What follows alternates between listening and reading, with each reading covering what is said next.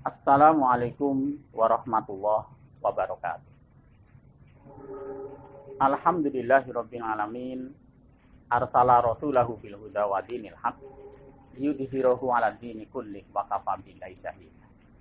Asyhadu an la ilaha illallah wahdahu la syarikalah wa asyhadu anna Muhammadan abduhu wa rasuluh. Allahumma shalli ala nabiyyina Muhammad wa ala alihi wa ashabihi ajmain wa ba'd. Kaum muslimin rahimakumullah.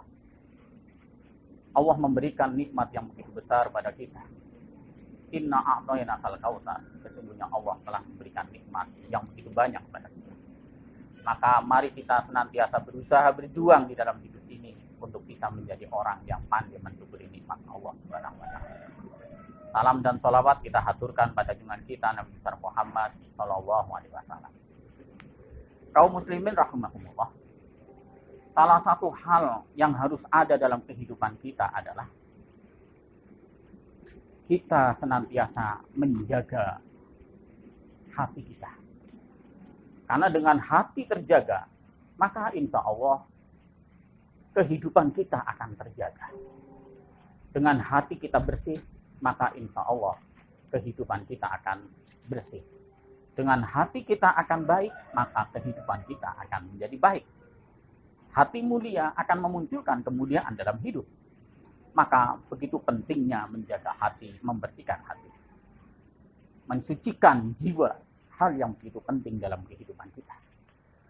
Allah menyampaikan di dalam ayat, A'udzubillahi minasyaitonirrajim, qad aflaha man zakkaha.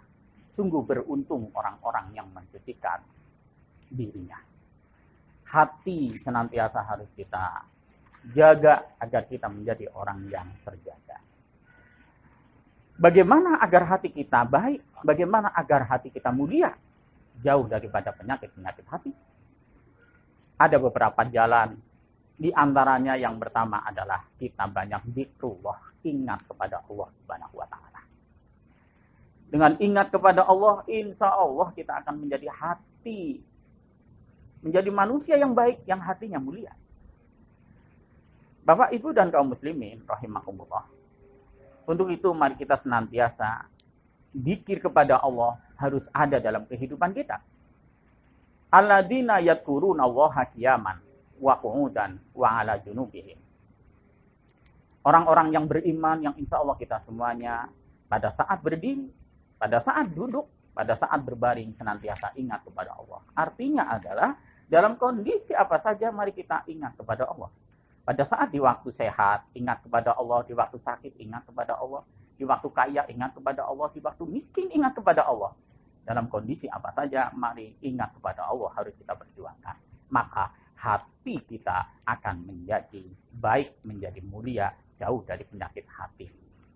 Kemudian yang kedua, agar hati ini suci, hati ini bersih, mari kita senantiasa banyak bertobat kepada Allah Subhanahu wa taala.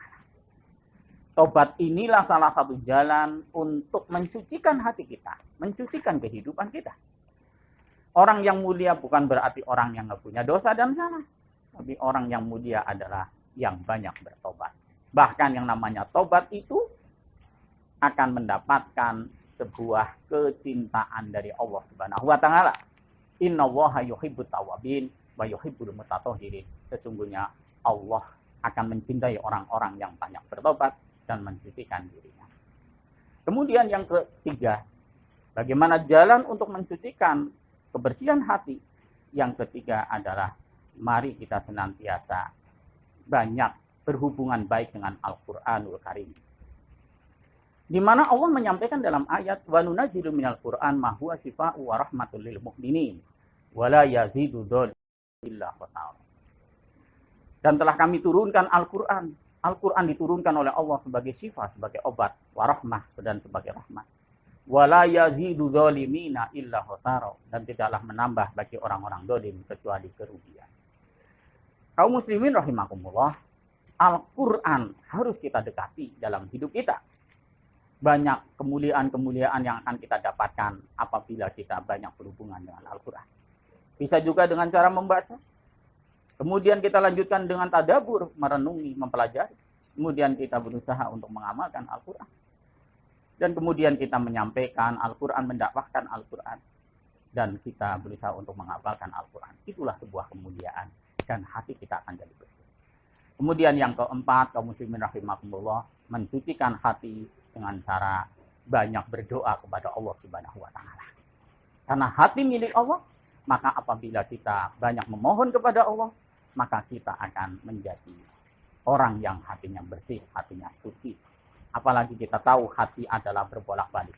Kadangkala baik hari ini belum tentu baik pada besok dan lain sebagainya. Atau jam ini belum tentu sama dengan nanti dan lain sebagainya. Maka mari kita banyak berdoa agar hati kita senantiasa terjaga. Hati kita menjadi senantiasa bersih. Semoga Allah Subhanahu wa taala senantiasa menjaga kehidupan kita, menjaga kesucian rohani kita, menjaga kesucian hati kita, dijauhkan dari penyakit-penyakit hati dan akan mendapatkan kemuliaan dalam hidup. Mohon maaf bila banyak hal yang kurang berkenan di hati Bapak Ibu sekalian. Billahi taufiq hidayah. Wassalamualaikum warahmatullahi wabarakatuh.